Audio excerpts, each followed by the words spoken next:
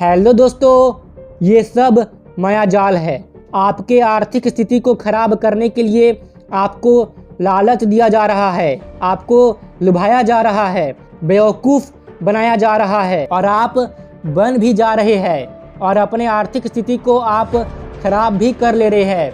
आइए इस विषय के बारे में हम अच्छे से इस वीडियो में समझते हैं।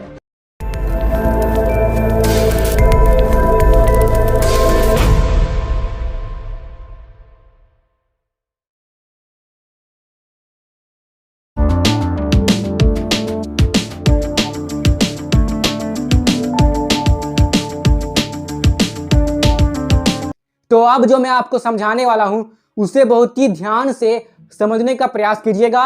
इस बात का यकीन मानिए, इस वीडियो के अंत तक आप इस बात को समझ जाएंगे कि कैसे हम सबको एक माया जाल में, एक ट्रैप में फंसाया जा रहा है और लोग इसमें फंस भी रहे हैं और फंस के अपनी आर्थिक स्थिति को खराब भी कर ले रहे हैं। तो मैं क्या कहना चाह रहा हूँ, आइए इसे समझते हैं।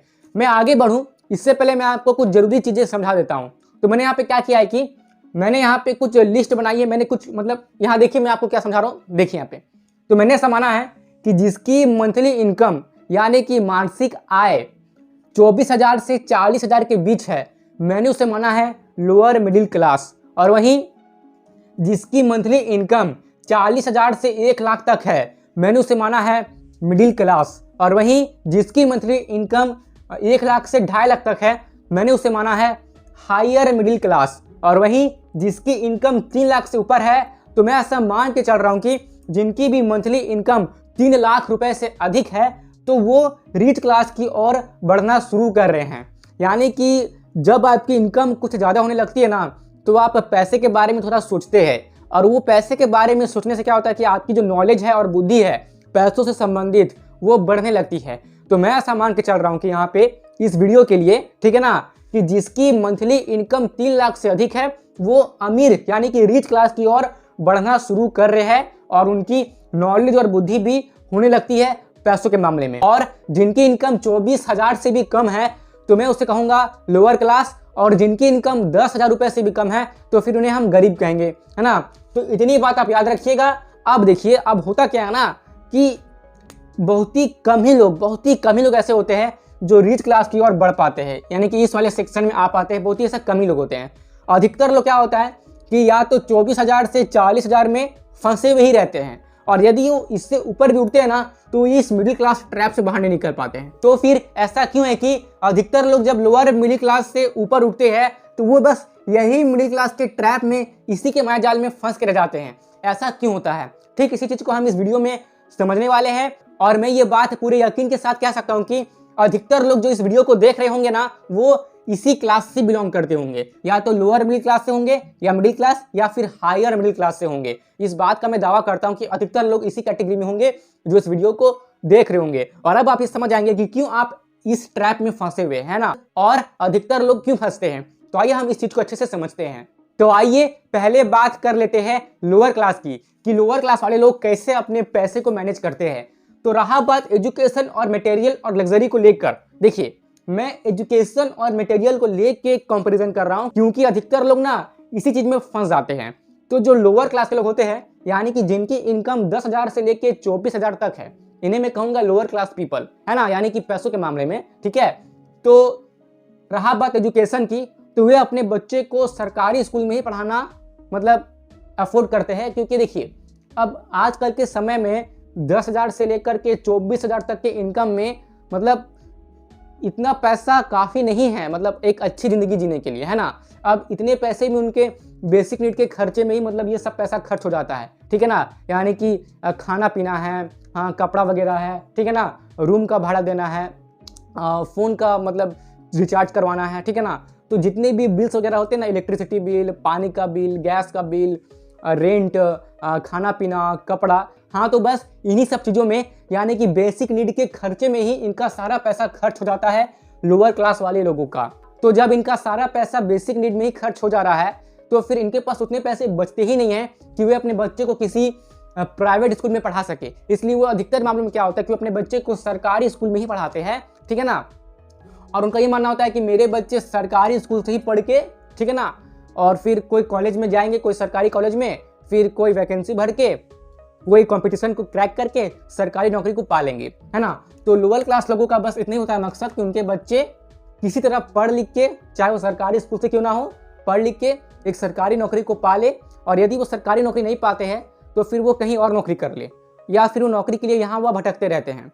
ऐसा अधिकतर लोअर क्लास वाले लोगों के साथ होता है, ठीक है ना, कि इनके बच्चे या तो सरकारी नौकरी करेंगे, और अगर इनके बच्चे की सरकारी नौकरी नहीं होती है तो फिर इन्हें नौकरी के लिए यहाँ भटकना ही पड़ता है, ठीक है ना। ऐसा इनके साथ होता है, या फिर वो कहीं प्राइवेट में भी काम कर लेते हैं, ठीक है ना। और रहा बात मटेरियल और लग्जरी की, तो ये इसके पीछे उतना लोअर क्लास के लोग आतुर नहीं होते हैं, ठीक है ना। मतलब कि हमें लग्जरी चाहिए ना, जैसे कि अमीर लोग बहुत ज़्यादा लग्जरी में रहते हैं, तो वैसी लग्जरी की चाहत इन्हें उतनी नहीं होती है, क्योंकि इन्हें पता है कि हमारी इनकम बहुत ही कम है, अब इतने इनकम में लग्जरी चीज़ कहाँ से आएगा। तो जो बेसिक नीड की जो मटेरियलिस्टिक थिंग होती है ना, उन चीज़ों में उनका ध्यान जाता है कि सामने वाले घर ने नया फ्रिज लिया तो क्यों ना मैं भी ले लूँ, कि सामने वाले घर ने नया पंखा लिया तो क्यों ना मैं भी ले लूँ, कि सामने वाले घर ने नया अलमारी लिया तो क्यों ना मैं भी ले लूँ, कि सामने वाले घर ने नया साइकिल लिया तो क्यों ना मैं भी एक साइकिल ले लूँ। तो इस टाइप की थिंकिंग इनमें होती है कि वे दूसरे को देखकर बहुत जल्दी प्रभावित हो जाते हैं कि उन्होंने ये चीज़ खरीदी है तो हम भी खरीदेंगे। तो बस मटेरियल लेवल पे इनकी थोड़ी चाहत होती है, लेकिन लग्जरी लेवल पे ये उतना नहीं सोच पाते हैं, ठीक है ना। और सोचेंगे भी कैसे, मतलब वहाँ तक कभी थिंकिंग नहीं गई है, जब जाएगी तब सोचेंगे, ठीक है ना। तो ये बात आपको समझ में आई कि जब लोग लोअर क्लास में होते हैं तो भले ही वो मटेरियल लेवल में थोड़ी सी इच्छा रख लेते हैं, लेकिन अभी भी वो लग्जरी चीज़ों में नहीं पहुंचे, है ना। लग्जरी में वो कब पहुंचेंगे, जब वो मिडिल क्लास के कैटेगरी में एंटर करेंगे तब, है ना। अब यहाँ पे देखिए सबसे इंपॉर्टेंट चीज़ ये है कि इनके पास पैसों के मामले में सेविंग्स बहुत ही कम होती है। सबसे पहले तो पैसों के मामले में इनकी जो थिंकिंग होती है उतनी हाई लेवल की नहीं होती है, मतलब लो लेवल की ही पैसों के लेवल की थिंकिंग होती है। अक्सर लोअर क्लास के लोगों में ऐसा देखा जाता है, ठीक है ना। अब देखिए तो सेविंग्स इनके पास कम रहेगा, है ना। रहा बात एसेट्स के बारे में, एसेट्स यानी कि ऐसी चीजें जो आपको पैसे कमा कर देती है बिना आपके खुद उतना काम किए, ठीक है ना। यानी कि सबसे पहले आप एक्टिवली खुद काम करके अपने लिए एसेट्स बनाते हैं, और जब आपके एसेट्स बन जाते हैं तो वही एसेट्स आपको पैसे देते हैं, पैसे बना के आपको देते हैं, ठीक है ना। इसके बारे में मैंने अपने कई पुराने वीडियोस में बता कर रखे हुए हैं, आप चाहे तो उन्हें देख सकते हैं, ठीक है ना। तो इनके पास एसेट्स ना के बराबर होते हैं, और अगर होते भी है तो बहुत ही कम होते हैं। रहा बात इन्वेस्टमेंट की, तो इनके पास इन्वेस्टमेंट ना के बराबर होती है, और अगर होती भी है तो बहुत ही कम होती है। और रही बात लोअर क्लास के लोगों में मनी मैनेजमेंट को लेकर, तो वो उतनी भी अच्छी नहीं रहती है। जैसा कि मैंने आपको बताया कि पैसों के मामले में इनकी जो थिंकिंग लेवल है ना उतनी हाई नहीं रहती है, ठीक है ना। तो मनी मैनेजमेंट ये उतने अच्छे से नहीं कर पाते हैं, ये उतने अच्छे से बचत वगैरह नहीं कर पाते हैं। तो मनी मैनेजमेंट में लोअर क्लास के लोग थोड़े से पीछे होते हैं। लेकिन जब इनकी इनकम बढ़ती है, मान लीजिए कि इनका प्रमोशन हुआ और इनकी इनकम बढ़ गई 24,000 से ऊपर, यानी कि जब ये मिडिल क्लास कैटेगरी में पांव रखते हैं, मतलब कि middle class, higher middle class, तो जब ये ऐसी कैटेगरी में पांव रखते हैं ना, तब ये कैसे मजाल में फंस जाते हैं, जो अब मैं आपको बता रहा हूं, ध्यान से सुनिएगा। अब आप यहां पर बहुत ही ध्यान से देखिए, ये इस वीडियो की सबसे इंपॉर्टेंट चीज है। इसी चीज को तो आपको समझना है, और बिल्कुल इसी चीज को मैं आपको समझाना भी चाहता हूं। देखिए, तो जब क्या होता है कि ना, जब लोअर क्लास के लोग मिडिल क्लास वाली कैटेगरी में पांव रखते हैं, तब उनके साथ ये सब होता है। तो यहाँ पर मैंने लिखा हुआ है मिडिल क्लास, यानी कि लोअर से लेके हायर। लोअर शुरू होता है 24,000 से, और ये हाई में जाता है 2.5 लाख तक, यानी कि इतने इनकम तक जो भी कमा रहे हैं मंथली, उन्हें मैं रख रहा हूँ मिडिल क्लास कैटेगरी के अंदर, लोअर से लेके हायर तक, है ना। आपको आ रहा है समझ में। मैंने पहले वाले मतलब स्टार्टिंग में मैंने जो समझाया था उसे माइंड में रखिएगा कि इतने रुपए से इतने रुपए तक लोअर मिडिल क्लास है, फिर इतने रुपए से इतने रुपए तक हायर, है ना। ये सब बात ध्यान में रखिएगा, ठीक है। अब आगे बढ़ते हैं। तो जब भी लोग मिडिल क्लास वाले कैटेगरी में एंटर करते हैं, तो उनका एजुकेशन के मामले में ये सोचना होता है कि उनके बच्चे तो हमारे शहर के सबसे टॉप क्लास स्कूल में पढ़ेंगे, है ना। अब टॉप क्लास स्कूल में फीस तो बहुत ही अधिक होती है, ये तो आपको पता ही होगा कि आजकल पढ़ाई लिखाई में कितने खर्चे बढ़ते जा रहे हैं। तो मिडिल क्लास वाले लोग ऐसा सोचते हैं कि कुछ भी हो जाए, हमें तो अपने बच्चे को शहर के सबसे महंगे वाले सबसे टॉप क्लास स्कूल में पढ़ाना है। और जैसा कि मैंने इस वाले वीडियो में एक्सप्लेन किया था कि एक बच्चे पर कितना एवरेज खर्चा आता है, यदि आप अच्छे से उस बच्चे पर खर्च करते हैं तो हमारी डेटा निकल के आई थी 35,80,000 से लेकर 96 लाख तक, इतना खर्चा एक बच्चे पर आ जाता है अगर आप अच्छे से अपने बच्चे पे खर्च करते हैं तो, ठीक है ना। तो मिडिल क्लास लोग क्या करते हैं कि अपने बच्चे पर पैसे पूरे अच्छे से खर्च करने में कोई भी कसर नहीं छोड़ते। तो क्या वो गलत करते हैं? बिल्कुल सही करते हैं। लेकिन अमीर लोग कैसे खर्च करते हैं मैं आपको अभी बताऊंगा। पहले आप यहाँ पे ध्यान से देखिए जो मैं आपको बता रहा हूँ, ठीक है ना। देखिए, तो जैसा कि मैंने कहा कि जो एवरेज कॉस्ट आता है एक बच्चे पर वो होता है 35,80,000 से लेकर 96 लाख रुपए तक। तो मिडिल क्लास वाले लोग क्या करते हैं, इस खर्चे को भी किसी तरह अफोर्ड कर लेते हैं। भले उनके पास उतने पैसे ना भी हो, लोन लेकर इतने पैसे वो लाएंगे तो लाएंगे, लेकिन अपने बच्चे के पढ़ाई पे वो पैसा खर्च करेंगे ही करेंगे। और कई लोग क्या होते हैं कि अपने बच्चे को पढ़ने के लिए विदेशों में भेज देते हैं, है ना। एब्रोड जाके अब हमारे बच्चे पढ़ेंगे, और अपने बच्चे को विदेश में भेजकर पढ़ाने का जो खर्च होता है वो लगभग 1 करोड़ से 2 करोड़ तक आ जाते हैं, है ना। इतनी बात आप समझ पा रहे हैं। अब देखिए, अब जो व्यक्ति मिडिल क्लास के अंदर में है, यानी कि जो 2.5 लाख तक की रेंज में पैसे कमा रहे हैं, तो जाहिर सी बात है कि इतने पैसे का होना 1 करोड़ से 2 करोड़ या 96 लाख रुपए तक का होना काफी मुश्किल है, मतलब बहुत ही अधिक मुश्किल है। इतने पैसे इनके पास आएंगे कैसे? अगर इन्होंने पहले से शुरुआत से अगर इन्होंने इन्वेस्टमेंट किया होता, SIP, लमसम, या इन्होंने स्टॉक मार्केट में इन्वेस्टमेंट किया होता, या कहीं पर भी इन्वेस्टमेंट किया होता, तो मैं ये मान सकता हूँ कि जब इनके बच्चे कॉलेज जाने लायक बड़े हो जाएंगे तो इनके पास 96 लाख रुपए हो सकते हैं या 1 से 2 करोड़ रुपए हो सकते हैं। लेकिन मैं इस वीडियो में मान के चल रहा हूं कि जिन्होंने भी, मतलब मैं क्या मान के चल रहा हूं कि इस वाले केस में कोई इन्वेस्टमेंट नहीं की गई है, यानी कि यहां पर पैसे अब लोन में लिए जाएंगे, है ना। मेरे कहने का मतलब क्या है कि इन्वेस्टमेंट तो बहुत ही कम ही लोग करते हैं, है ना, बहुत ही कम लोग करते हैं इन्वेस्टमेंट। सभी तो इन्वेस्टमेंट अभी भी नहीं कर रहे हैं, अभी भी सब में फाइनेंशियल अवेयरनेस नहीं आई है। इसलिए मैं यहाँ पर ऐसा मान के चल रहा हूँ कि इस केस में ना कोई इन्वेस्टमेंट नहीं की गई है, यानी कि जो ये खर्चे होने वाले हैं ना 1 करोड़ से 2 करोड़, ये अब लोन पे होने वाले हैं, है ना। तो जरा इस बात को समझिए कि मिडिल क्लास वाले लोगों के मन में ऐसी थिंकिंग तो होती है कि हमारा बच्चा तो भाई सबसे अच्छा पढ़ेगा, टॉप क्लास स्कूल से पढ़ेगा। अगर वो टॉप क्लास स्कूल से पढ़ेगा तो उसे टॉप क्लास जॉब लगेगी और उसकी सैलरी भी टॉप क्लास होगी, है ना। ऐसा वो सोच के रखते हैं, ऐसा उनके माइंड में होता है।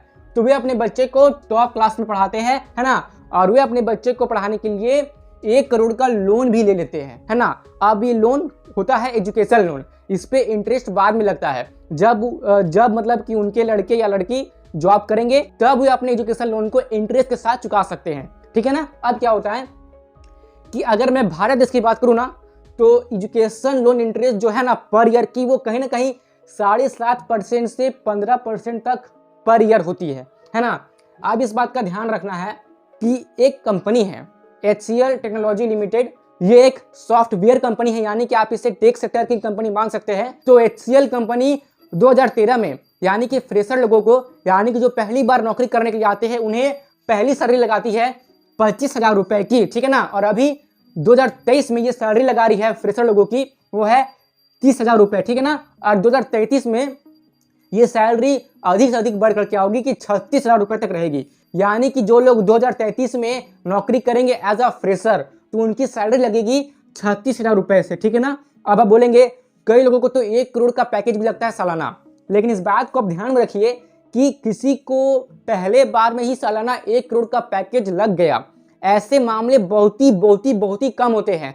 यानी कि अगर मैं भारत देश की बात करूं तो किसी की जो इनकम सालाना वो 1 करोड़ की हो जा रही है, तो ऐसा बहुत ही कम है। जैसे कि मैंने यहाँ पर लिखा हुआ है कि 1 करोड़ ईयरली पैकेज, है ना, इसकी मात्रा 1% से भी कम है। इस बात को ध्यान में रखिए।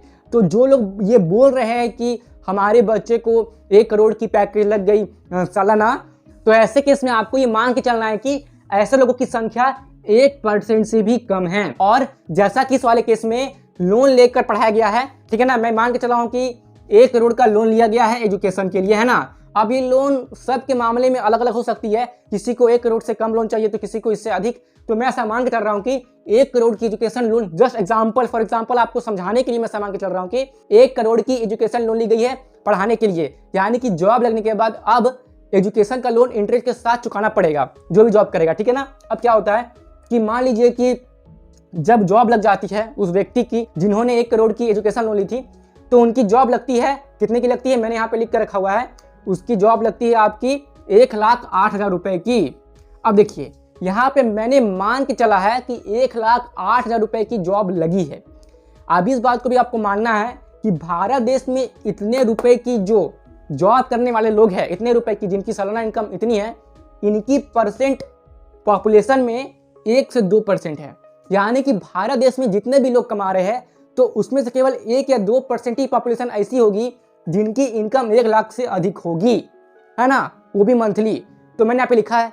और जैसा कि मैंने आपको बता दिया कि जो HCL टेक्नोलॉजी कंपनी है वो 2013 में 63 लोगों को 25,000 मंथली इनकम दे रही थी, 23 में दे रही थी 30,000 और 33 में देगी 36,000 2033 में, ठीक है ना। तो इसके मामले पे ये इनकम काफ़ी आपको ज़्यादा नहीं लग रहा? 1,08,000 मैं ऐसा मान के चल रहा हूँ, ठीक है ना। अब इतनी इनकम होने के बाद इसमें से तो इसका 58,000 रुपये की इंटरेस्ट जाएगी मंथली। जो इसने एजुकेशन लोन लिया था उसकी इंटरेस्ट जाने वाली 58,000, यानी कितना पैसा वो कमाएगा और इतना में से 58,000 वो अपना इंटरेस्ट भरेगा, लोन भरेगा अपना, ठीक है ना, अपना एजुकेशन लोन भरेगा, ठीक है ना। अब क्या हुआ कि जैसा कि एक मिडिल क्लास लोगों की थिंकिंग होती है कि इतने पैसे देकर इतने मेहनत से पढ़ाया गया है ना, तो क्यों ना आप थोड़ा सोसाइटी में शो ऑफ किया जाए। अब शो ऑफ करने के लिए फिर क्या होता है कि ये लोग कार लेने का सोचते हैं, मिडिल क्लास वाले लोग, है ना। मतलब देखिए हमारे सोसाइटी में ये सब के मामले में बहुत ही अधिक बात की जाती है ना, कि उसके पिता ने अपनी संतान को काफ़ी मेहनत करके अच्छे स्कूल में, अच्छे कॉलेज में बहुत ही अधिक लाखों लाखों करोड़ों रुपए देकर भी पढ़ाया, अपनी ज़मीन को बेच करके उस पिता ने अपनी संतान को पढ़ाया और आज उसी पिता के संतानों ने काफ़ी अच्छी पोजीशन को अचीव कर लिया है और वो अभी बहुत ही अच्छे पैसे कमा रहे हैं। देखिए शर्मा जी के बेटे ने काफ़ी अच्छे से पढ़ाई लिखाई किया, शर्मा जी ने अपने बेटे पर बहुत सारे पैसे खर्च किए, लाखों करोड़ों रुपए खर्च कर दिए और जब शर्मा जी के बेटे का नौकरी लगता है तो शर्मा जी के बेटे ने 10 लाख की बहुत ही एक्सपेंसिव, बहुत ही अच्छी लग्जरी कार खरीदी है। समझिए कितनी कमाल की बात है। तो हमारे सोसाइटी में ये सब की बातें होते रहती है। आपने भी कभी बिल्कुल इसी चीज को एक्सपीरियंस किया होगा कि किसी की नौकरी लगी और उन्होंने कोई महंगी चीज खरीद ली, तो जिन्हें सुनकर हमें लगता है वाह, मतलब कितनी कमाल की बात है, उसने कितने अच्छे से पढ़ाई लिखाई किया और उसकी अच्छी कंपनी में नौकरी लग गई, उसकी सैलरी भी अच्छी है और उसने कार ले लिया, उसने फ्लैट ले लिया, उसने घर ले लिया, है ना। तो ये सब बात जब हमारे माइंड में जाती है ना, तो हमारे माइंड में क्या आता है, सिर्फ हमारे माइंड में वो पैसा ही दिखता है। अधिकतर मामलों में पैसा दिखता है केवल, है ना, लेकिन हमें ये नहीं दिखता है कि उन्होंने किस तरह से अपने पैसे को मैनेज करके वो कार ली है, वो फ्लैट लिया है या कोई भी लग्जरी सामान लिया है ना। तो मैं ऐसा मान भी लेता हूँ कि उसने काफ़ी अच्छे से अपने पैसों को मैनेज करके लग्जरी सामान जैसे कि कार या फ्लैट उसने ली होगी। लेकिन अधिकतर मामलों में क्या होता है, जस्ट शो ऑफ करने के लिए, यानी कि ये दिखाने के लिए कि मैंने एक बढ़िया से स्कूल में, एक बढ़िया से कॉलेज में, टॉप क्लास कॉलेज में, टॉप क्लास यूनिवर्सिटी से मैं ग्रेजुएट हुआ हूँ, इसलिए अब ये मेरी स्टेटस को दिखाएगा कि अब मैं कितने खर्च करूंगा, ठीक है ना। तो अपनी स्टेटस को सोसाइटी में दिखाने के लिए क्या होता है कि इस वाले केस में जो जॉब कर रहा है 1,08,000 रुपए की, है ना, ऊपर से वो ये इंटरेस्ट भी भर रहा है और वो 10 लाख का कार भी लेता है, बस अपनी शान को दिखाने के लिए, है ना, कि उसकी शान कहीं कम ना हो जाए। इतने पैसे खर्च करके जो पढ़ाई जो किया है इसने, है ना, तो वो 10 लाख की कार ले लेता है। अब इस 10 लाख की कार पर उससे मंथली EMI पड़ती है 20,565 और ये टोटल भरेगा इस कार के लिए, यानी कि जब तक टेन्योर है 5 साल के अंदर जो भी इसका EMI भरने का जो समय है उतना में ये भर देगा। टोटल अमाउंट 2,33,886, यानी कि 10 लाख की कार हुई और इतना वो एक्स्ट्रा भरेगा, तो ये टोटल भरेगा इस कार के लिए 12,33,886 रुपए।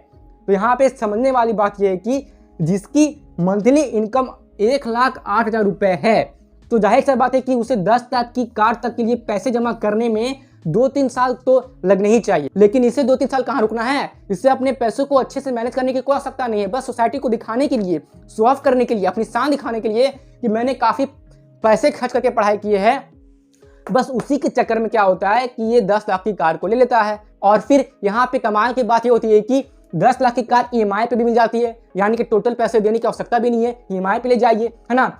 तो इसी चक्कर में ये फंस जाता है ना।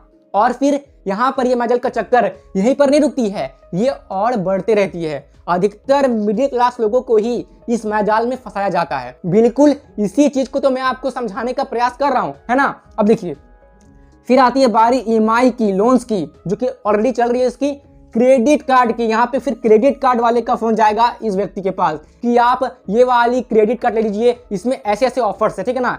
अब जैसा कि मैं आपको एक बात बता दूं कि मुझे भी क्रेडिट कार्ड को लेकर एक मैसेज आया था।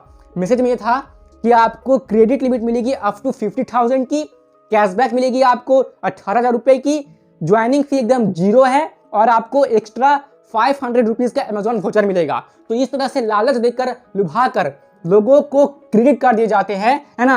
अब क्या होता है कि अधिकतर मामलों में क्या होता है कि मिडिल क्लास के लोग ना क्रेडिट कार्ड का स्मार्ट यूज करना नहीं जानते हैं। यदि आप क्रेडिट कार्ड को स्मार्टली यूज करना जानते हैं तब तो बहुत ही अच्छी बात है, लेकिन अधिकतर लोग क्रेडिट कार्ड का स्मार्टली यूज नहीं करते हैं, है ना।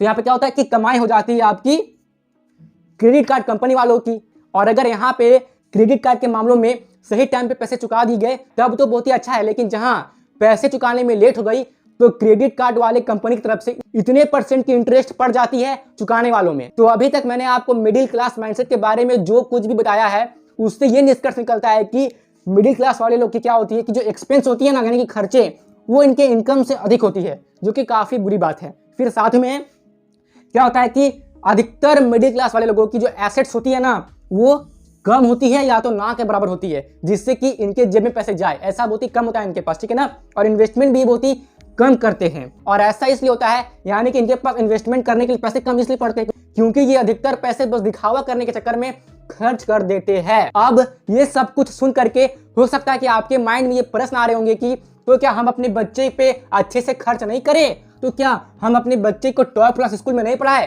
तो क्या हम अपने बच्चे को टॉप क्लास एजुकेशन नहीं दे। मेरे कहने का मतलब ये नहीं था। मेरे कहने का मतलब ये है कि यदि आपको अपने बच्चे पर ये सब खर्च करना ही है, इतने पैसे खर्च करना ही है, तो आप इस बात को ध्यान में रखें कि आपको शुरुआत से ही अपने बच्चे के ये सब प्लानिंग के लिए इन्वेस्टमेंट करना चाहिए, आपको ये चीज में ध्यान देना चाहिए, है ना। और यहाँ पे समझने वाली बात ये भी है कि जैसा कि आपने 1 करोड़ का एजुकेशन लोन भी ले लिया है, तो इसके इंटरेस्ट को ही चुकाने में, यानी कि पूरे लोन को चुकाने में इंटरेस्ट के साथ आपके बच्चे को 10 से 15 साल तक का समय लग जाएगा, है ना। ऊपर से आपके बच्चे ने 10 लाख रुपए की कार ले ली है ईएमआई पर, है ना। फिर वो ईएमआई लोन्स और क्रेडिट कार्ड के चक्कर में भी फंस रहा है ना, अपने ऊपर बोझ बढ़ा रहा है ना। ये लोन, क्रेडिट कार्ड, ईएमआई, ये सब एक बोझा तो ही है, अगर इसका स्मार्टली यूज सही से नहीं किया जाए तो ये सब एक बोझ है ना।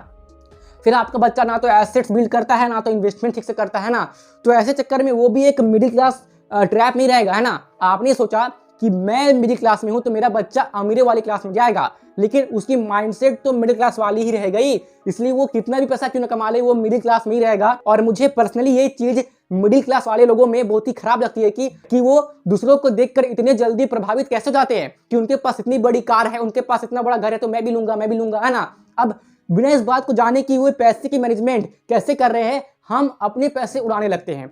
बिल्कुल यही चीज मुझे मिडिल क्लास वालों की बहुत ही खराब लगती है ना। तो यदि कोई व्यक्ति आपको ये बोल रहा है कि शर्मा जी ने अपने बेटे को खूब पढ़ाया, उस पर खूब पैसा खर्च किया, लाखों करोड़ों रुपए खर्च कर दिया शर्मा जी ने अपने बेटे पर, और आज उसकी बेटे की जॉब लग गई, उसने एक नया कार खरीदा महंगी वाली, और उसने एक नया फ्लैट भी खरीदा, तो इस चीज को सुनिए। पर इस बात को सुनने के बाद आप इस बात पर भी विचार अवश्य कर लीजिए कि उसने कैसे अपने पैसों को मैनेज किया होगा। क्या उसने होम लोन लिया होगा, क्या उसने कार लोन लिया होगा, क्या उसने लोन पे लेके खरीदा है, या फिर उसने अपने एसेट्स वाले आने से पैसों से उन सब चीजों को खरीदा है। इन सब चीजों पे विचार कर लीजिए, और इस बात को ध्यान में रखिए कि आजकल ना एक से एक चीज, यानी कि लगभग हर एक चीज आप मान सकते हैं ना महंगी वाली ईएमआई पे मिल जाती है, फोन ईएमआई पे मिल जाती है ना, कार ईएमआई पे मिल जाती है, घर भी लोन पे मिल जा रहा है ना।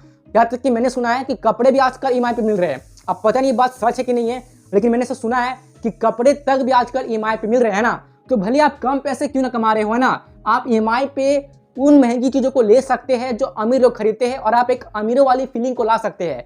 लेकिन क्या वास्तव में आप अमीर है, वास्तव में आप अमीर है या गरीब है, या आपके बैंक बैलेंस से ही, या आपके नेटवर्क से ही, या आपके एसेट से ही पता लग सकता है, ना कि उन सब चीजों से कि आप क्या क्या खरीदते हैं, है ना। तो बस दूसरों को देख करके कि वे क्या क्या खरीद रहे हैं, कितने खर्च कर रहे हैं, इन सब चीजों के चक्कर में मत पड़िए। आप खुद में फाइनेंशियली इंटेलिजेंट बनिए और समझिए कि कैसे आप पैसों को मैनेज करके सब कर सकते हैं।